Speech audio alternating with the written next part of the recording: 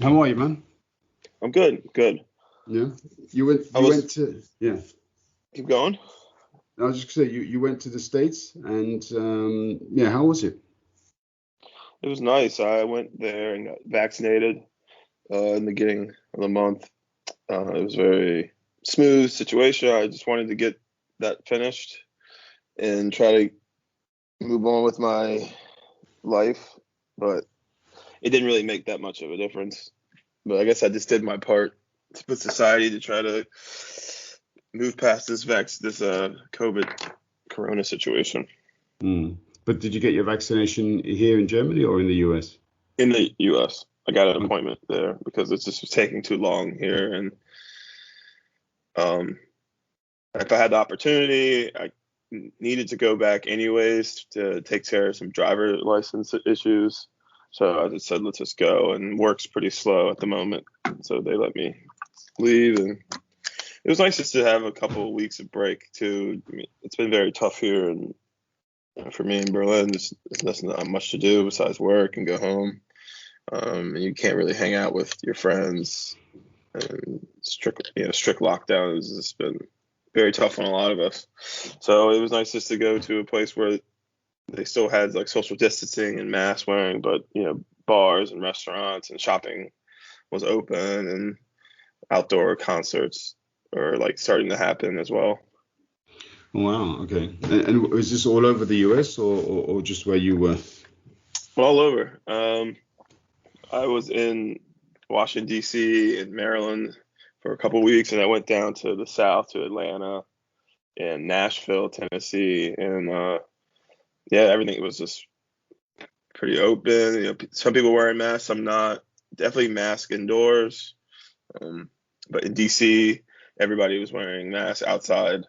And the funny inside joke of D.C. right now is, if you're not wearing a mask, you're a Republican. So everybody just wears. So even hear kids are saying like, "Mommy, put your mask on. I don't want people to think you're a Republican." It's pretty funny. But Mm. they've politicized the pandemic. So Yeah. Yeah, I mean, I don't know. How much of the politicization of the pandemic was by the Democrats? How much was it by Trump?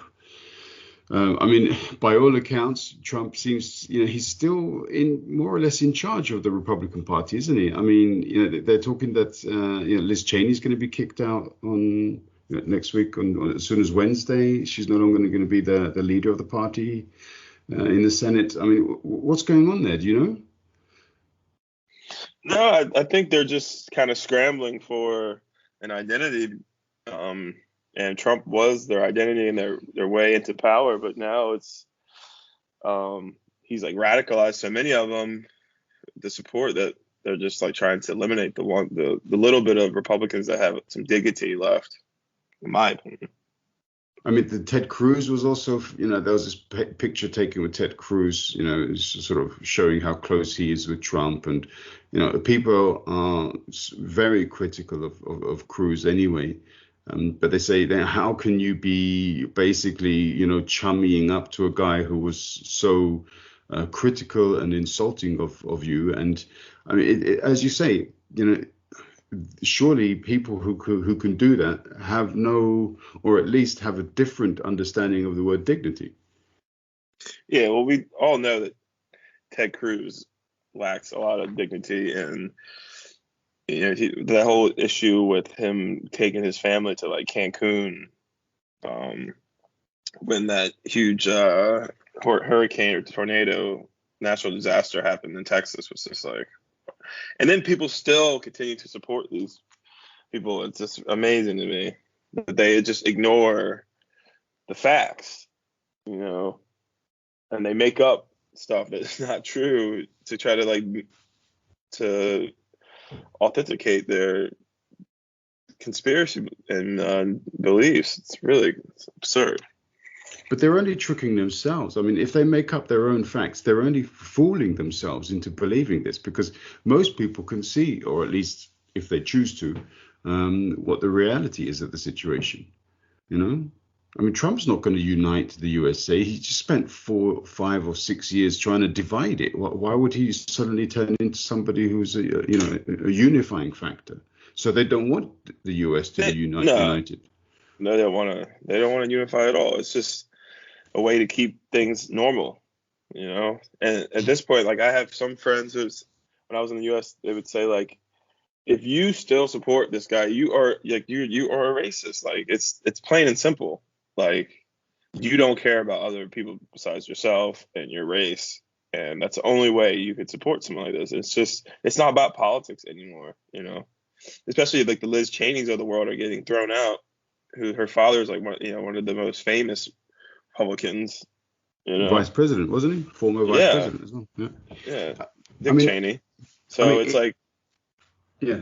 And when George Bush doesn't support him and wants to be so far away from it, it's like these are like the founding members, not founding members, but like the face of your party for the last 30 years, and you just choose to ignore them and what they're saying about. Because I mean, I've been trying to figure it out for 4 years and still can't. I mean, as you know, I'm no supporter of Bush, nor his father, Poppy Bush, and nor indeed, especially not Prescott Bush. So I don't have any kind of affection for any of these people. But I do believe that the Republican Party, if it is going to continue to be a part of this two-party state that is the USA, it really needs to step up, doesn't it? Because at the moment, as you say, it really is legitimizing racism. The only thing that it isn't doing is coming out and saying, yeah, Republicans, yeah, we are racist. Other than that, it's doing everything to suggest it is. It just doesn't want to admit it. Yeah, and then you have this whole aspect of the media and their narrative pushing, especially like the liberal media, everything Republican is just so awful. And then the right wing media is just like liberals are so soft. They want to change our culture. They're absurd. It's just going too far. And it's really hard to have a biased opinion about it because, for example, like when I was back in the U.S., I was speaking to like different people, different age groups, different ethnic backgrounds.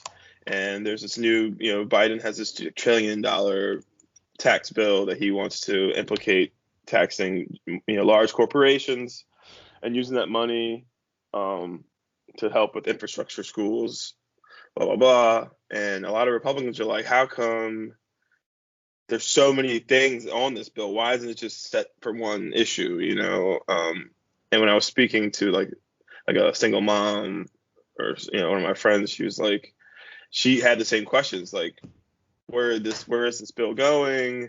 And why is there so many things? Why can't we just focus on one thing with the bill? And then in the long term, this is really going to hurt the economy because the large corporations are going to end up punishing the people. They're going to raise the prices on the goods because they're making less money, blah, blah, blah. And then I talked to my cousin I've spoke about, and he's like proud to say he's a Republican. I mean, he's got an 88-year-old black guy who served in the military, and he's like, I'm a Republican. And it's just so funny because you don't see that anymore, because those are his views on how the government and society's government should be run and those conservative values. But he's not racist, But it's just because of his background, military background, and his beliefs for those like 30 years in the military. That's what he chooses to be. But a lot of black people of that generation were Republicans because it was the party of Lincoln. So that also goes into that as well. But he was also saying, like, I don't understand this bill. Whereas the more the money going to go, it's not going to help out in the long run. Yeah, but I mean, it's no longer the party of Lincoln, though, is it? It's if you change views as a party, which completely remove yourselves from the position that was Lincoln's, you can't claim to represent Lincoln's ideologies. It just doesn't work that way. I mean, they may carry the name, they may temporarily carry the authority of the grand old party, but they're not in any way representative of what Abraham Lincoln stood for. At least not in the arguments covering race.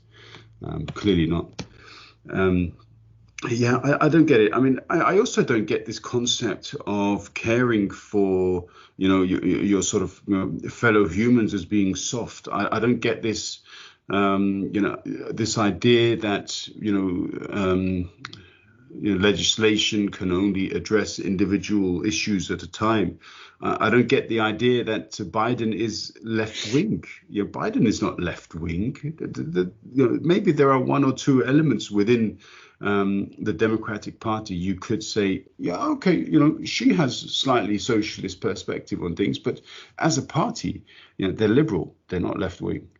Yeah, well, I mean, it's just like the liberal has turned into like either you stand up for minorities or not now. It's not like it's not really into politics, like that type of politics, like economic politics. It's more like a social politic thing. Yeah, I mean, I always struggle with trying to understand what because in the U.S. there's a difference, Yeah, but I mean, I'm trying to understand what these two parties stand for. I mean, what is the difference between Democrats and Republicans when you think that over the years, they it's like they're fighting in a circle, and they always go around in a circle, but they don't actually move to the left at any point. As in, there's no left wing representation in the US. There's only center and center right, and now right, clearly with Trump and Cruz and so on. So they all occupy the middle ground. Some would argue that there has been like a start of this like more left movement with some of the like the senators in New York and some of the women who are being elected into office and with different backgrounds. But and AOC and yeah. But I think in the day, as they are in politics longer and more affected by lobbyists and staying in power, that their agendas will always reflect who's keeping them there. Sad part. Yeah. No matter how transparent they want to be, like they're always going to be like something that's pushing them. That's not going to be as moral as you think. Mm. No. In some cases.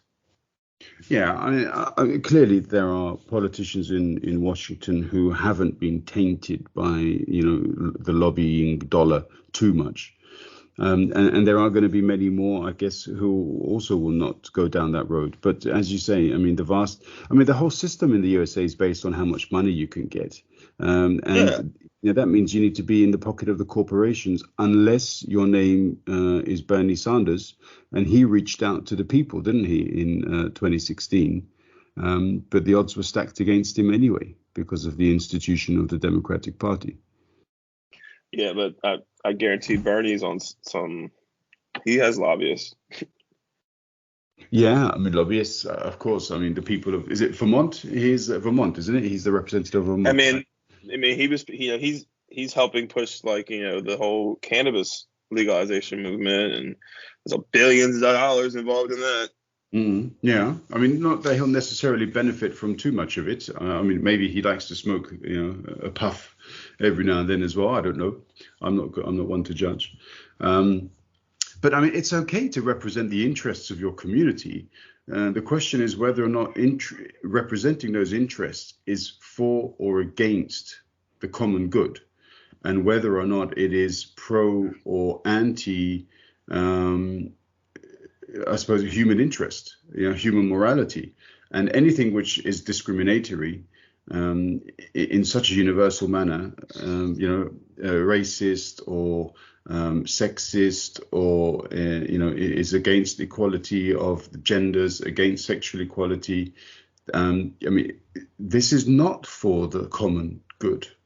So, who are these hidden organizations and lobby groups that continue to push these directions? Why don't they come out and openly declare themselves either racist or sexist, and let people identify them, and then make a decision as to whether or not they want to continue using their products? I mean, some companies don't try to change, right? Mm. Well, it's And not in their interest, I guess. yeah, I mean, some companies are like, no, we like say a meat company, like a beef or like chicken company, like they know like they're destroying the environment, that they're killing millions of animals a year, but and people are lobbying against them and making advertisements against them, and they're not doing anything to make it change. So do you think people don't eat less beef now or eat less meat? I mean, I think they are, but those I don't know what you get. What I don't know. I get. I mean, what I'm trying to say is, even though less people eat less meat and stuff, it's not really affecting. Like those companies aren't like trying to find ways to be more ethical about their practices. Okay. Yeah. That makes sense. Yeah. Well, unfortunately, it does make sense. Yeah. And they're not shutting down factories. Like the only reason why there's like a shortage of like chicken or something in the U.S. recently, and then there's always a shortage of bacon. It's just because they can't find enough people to work at the factories.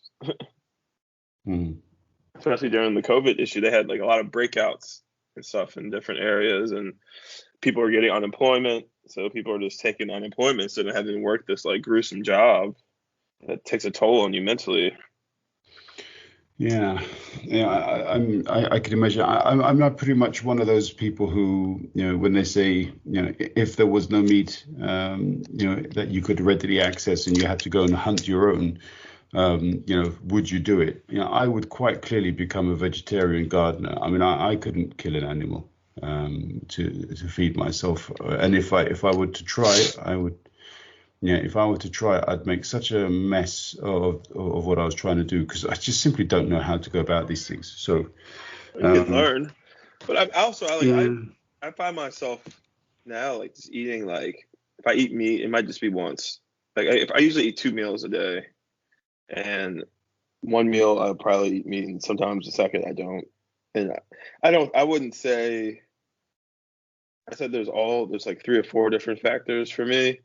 Maybe I don't try to buy too much meat and keep it like in my refrigerator. I keep more like vegetables and stuff, or stuff that like might last a little longer.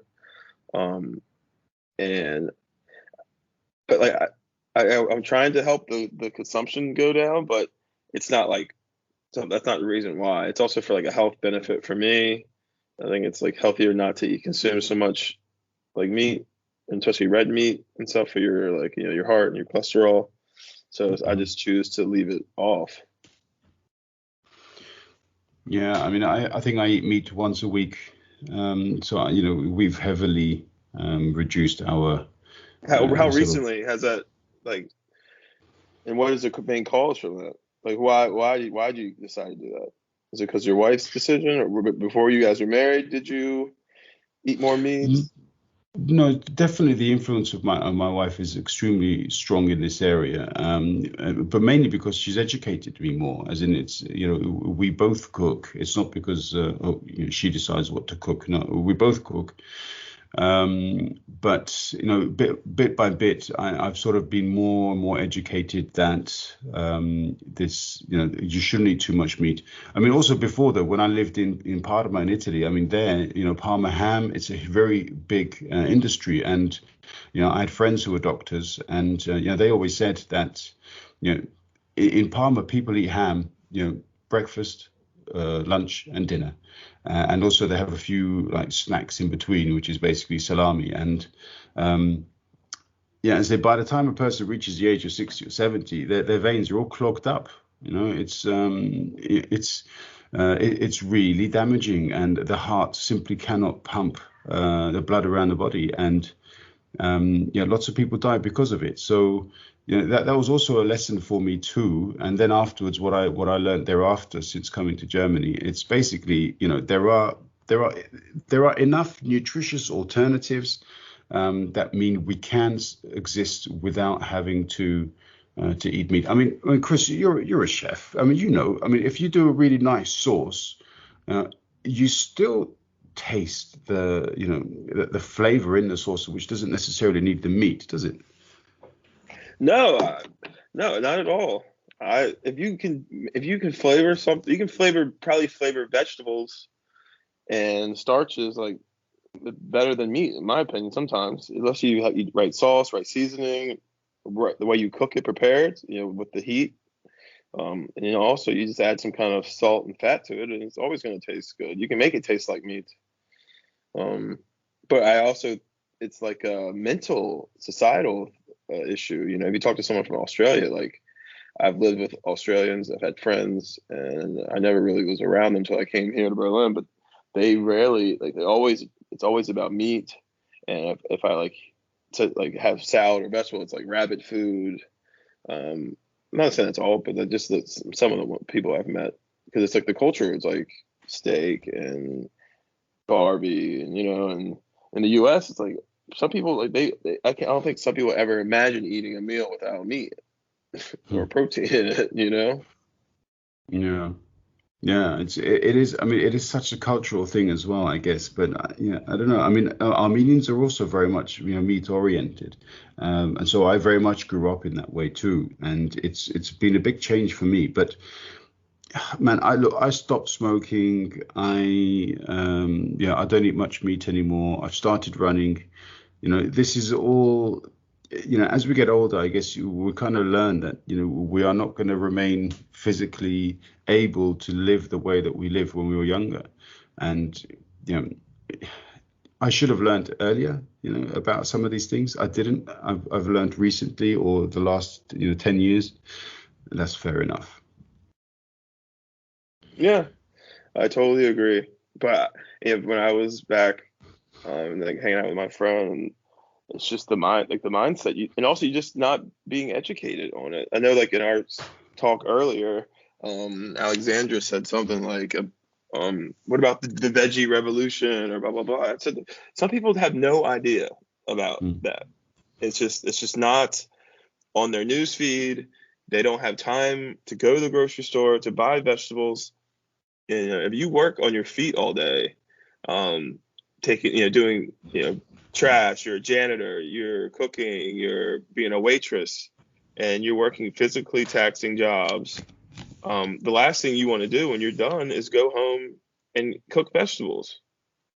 You need to eat now. You need simple satisfaction, and you're not earning a lot of money. So you're thinking, how can I buy like if I go get a chicken, like I was at the grocery yesterday, the best quality chicken, which some people, say you should always get the best quality meat, is 12 euros, right? I can go buy a chicken with chips and a salad from a restaurant down the street for 7, So, but that chicken's probably not the best raised. I'm also getting French fries, which I shouldn't be eating, and the salad is all iceberg lettuce and oil. So, what's the convenience? It's just hard in a society that's moving so fast paced and wants everybody to earn, and not sit around. Well, I mean, again, I mean, we're going around the houses a little bit with the discussion, but I mean, we do keep coming back to the same place, which is that, society kind of keeps pushing us in a certain direction. So, we're talking about food. As you said, in the USA, there are areas where, you can't have the good quality food that you'd like.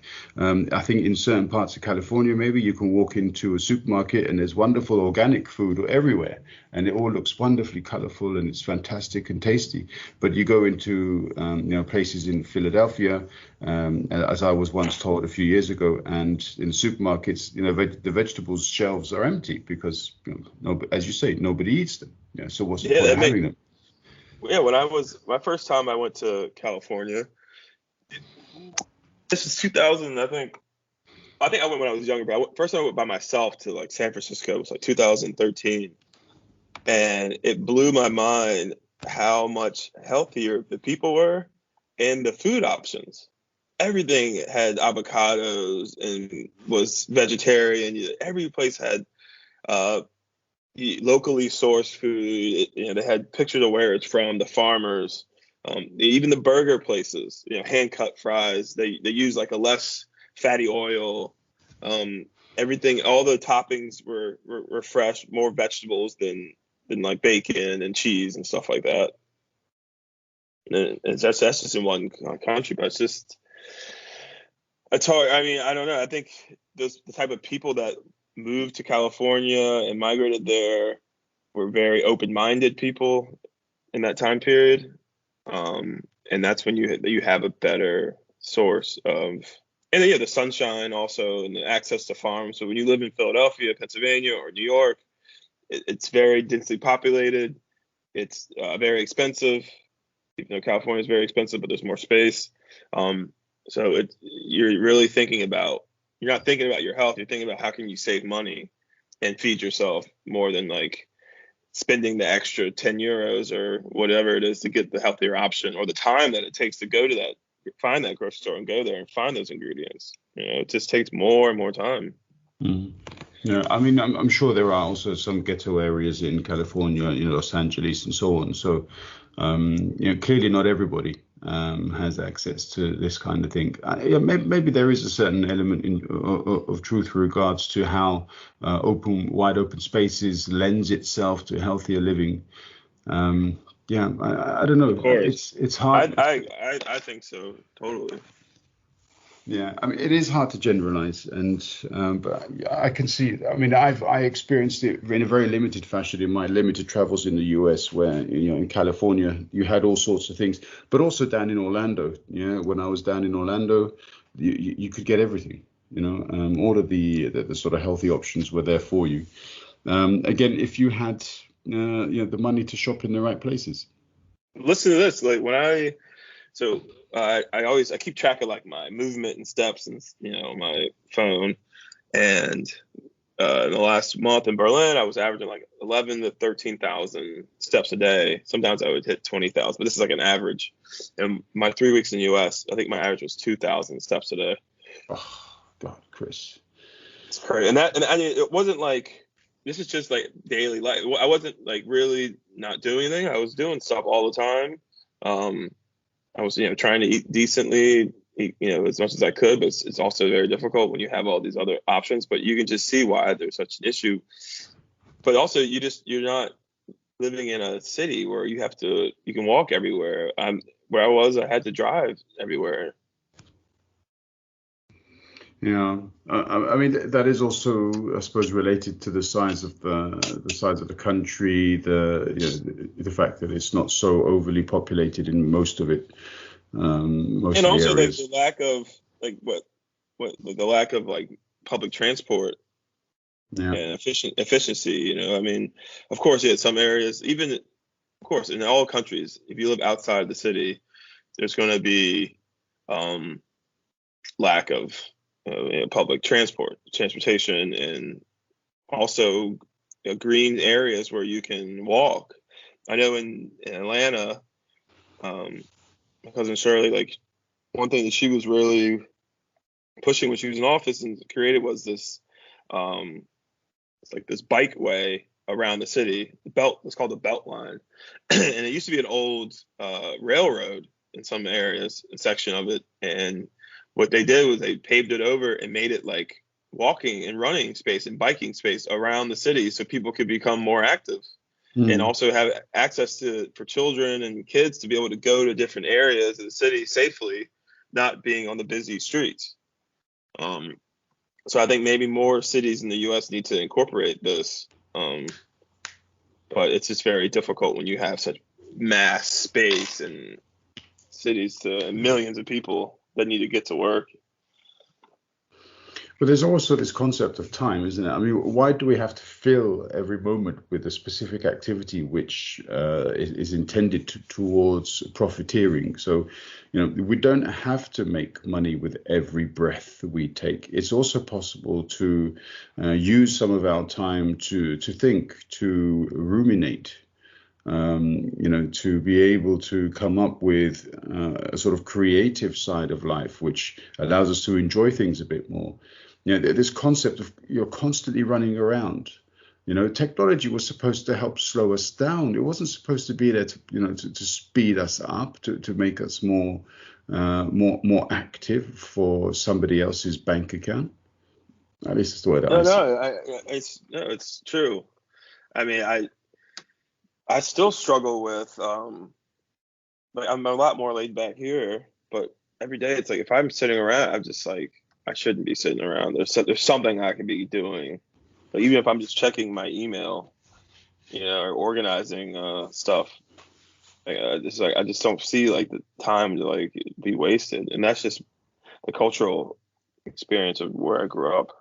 Yeah, I mean, but it's so much of what we're saying always comes back to the institutionalization of certain ideas, and certain prejudices that are in there, as in if you are, if you want to be successful, you got to keep working, you got to keep moving, and you've got to set your targets to a certain, it's got to be high, and you've got to jump there to reach it. I mean, but it's also possible to walk towards your target, to enjoy the journey.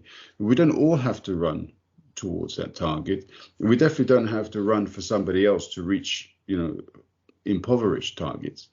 But then there's the other stuff that we were talking about earlier today as well, is in the way that institutions divide the public by giving us different things to worry about, different concerns to have.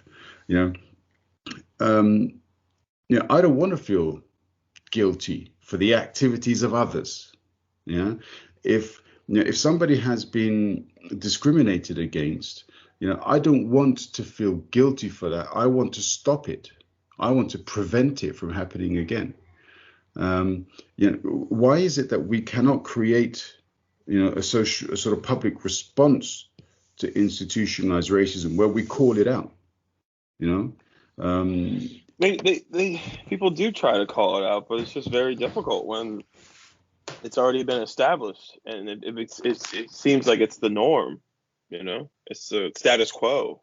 Is this institutionalized racism? Yeah, but it shouldn't be. This is the point, though. It's become the norm because it's been in many ways allowed to become the norm. And I'm not. If people think that I'm being critical of the communities that have been discriminated against, no, I would never blame the victim. This has been allowed to become the norm, normally by those communities which are most similar to the ruling classes. And in any community that you can observe this anywhere around the world, I think they're clearly easy to identify. Now, whether that is in the UK, in the US, in China, in Russia, or any other part of the world, it's clear to see who controls the mechanism of government and who does not. And it is the people, the responsibility of those who are most similar to the ruling groups to be able to bridge the gap of prejudice. Why can we not do this as easily as we should be able to in a more developed world? I don't see what the problem is with this. Yeah. No, I get your point totally. It's just for me, I don't know. Maybe I think I'm always thinking about how to fix issues, but I think I take every opportunity if it comes up to talk about it and bring it up, but I will go crazy and lose too much time trying to think about it too much. I know that sounds like awful, but I'm always aware, I'm always reading and learning more about the issues, but there's a point where I have to kind of cut it and just try to focus on what I can do to make myself be successful in this culture, in this life. Yeah, man, you always need a timeout. You can't only spend your life, for example, let's look at it the other way around. If you're a comedian, you don't spend all of your life cracking jokes and laughing. There are other things to do as well. So, if you are somebody who fights for human rights, you also have to take a time out. You cannot always be involved in these extremely challenging topics and hold on to your sense of humanity at the same time, because you get lost in the stream of sadness. That's happened to me as well when doing research. You need to come out because it's really hard to read some of this stuff. And that's where I was saying earlier in the talk, Like, are we too sensitive about stuff? Are we just looking at everything like it's hypersensitivity? Is everything an issue instead of just trying to picking and choosing what your battles are, like the severity of each issue. Because if you sit like if you're always looking at everything as like this is wrong, like why is my TV black and not white? Like if it's getting down to this stuff, it's a little much, where especially if like sometimes I find myself in between two different groups of people who are more aware of social issues and discrimination, and then there's people who just really aren't, and I have to kind of like cut off and desensitize my thoughts during this time, because I won't be able to enjoy other people's company if I don't, because they aren't as aware of these situations. Yeah, it's a tough one, isn't it? That because you know that there is a certain way that people should behave, and yet they don't reach those standards. And these are people you've perhaps considered friends at some point in your life. But can you call somebody who's racist a friend? Can you call somebody who's sexist a friend? Can you call somebody who's abusive a friend? That's the thing. It's like I don't call them racist or sexist. I'm saying they're just maybe not as like they know what's right from right and wrong, of course, but it's not like in their day-to-day thought process, it's not the most important thing to them. And I don't think that makes anybody like a racist or wrong. It's just not part. It's just if you grow up in a certain society where these things aren't taught to you at a young age, or you aren't having any experience with this, it's just like it's not your fault. It doesn't put you into a category. And then once you get to a certain age, it's just hard for people to change. Yeah, it's hard. It's never too late. I mean, it was really hard. It's easy for me to talk about a battle that I have already won, yeah. But I mean, it was really hard for me to stop smoking after 24 years. But I did it because I decided the time was right. And I think this is perhaps the issue, isn't it? People have to decide, when they really do believe that what they've been doing for such a long time is wrong. And this is a part of where, society should help them. If you've got friends that are doing and again, I'm not trying to specifically here point to you, nor indeed the friend that you may have in mind.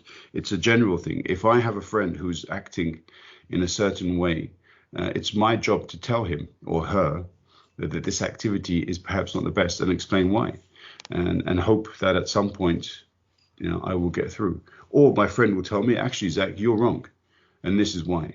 And if I am wrong, that my friend will get through to me.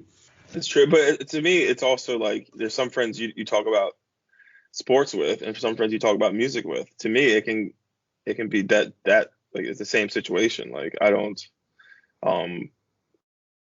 wouldn't say they're racial issues, but just maybe like just cultural issues, or talking about culture and race and class and gender.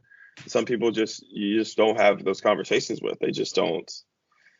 Either they're just not educated enough. It's just like someone who likes basketball and someone who likes soccer, and they don't care for basketball. They respect it as a sport. Oh yeah, I like watching it sometimes. Like yeah, I get racism sometimes, but they don't know the ins and out of every racial or sexist moment. They can't. It's hard for them to identify every single moment. And of course, if you have the opportunity to teach them, you should. But sometimes those opportunities don't even come up. Yeah, I mean, this hypersensitivity, issue is quite a tough one to look at, because it's very subjective. Yeah, I mean, I may be, are you dancing with your pen here? Sorry. I may be completely insensitive about something. And as you say, just because I don't realize it, and then somebody else tells me, but do you know what? Did you just hear what you said? And then I'd have to think back. How insensitive does a person have to be, though, to be able to? And that was just an example from me, but how insensitive does somebody have to be that they don't realize people around them are being affected by what they say. Yeah. You know, as in, you know, as I said earlier, you know, if it's very much subjective, but I mean, if I, you know, I, for example, was looking at a certain shopping app because I wanted to buy a certain pair of shoes, and you know, all of the shoes that they had, and it wasn't even a sale, all of the shoes they had finished at the size 45. Now, that doesn't do the job for me. It doesn't do the job for you either. So, I mean, I'm not saying this is discrimination, but I mean, just to say, you know, if you are a person who always, you know, hits that brick wall, then, you know, there is a problem. It's not a question of me being hypersensitive because I didn't have a bigger size than size 45. You know, that is the fact. You know, sort it out. I shouldn't have to go to different shops all the time because a certain shop doesn't provide me with, you know, with the size. What if that's the only place I can go to because I can't afford to go anywhere else? What happens then? You know, so I mean, there are people who, you know, I don't think people hear just one comment or one criticism and think, oh, that's it, this person was sexist towards me. It's a developmental issue, isn't it? Because you know, you only start to notice things when it's really related to you. Yeah. I totally agree.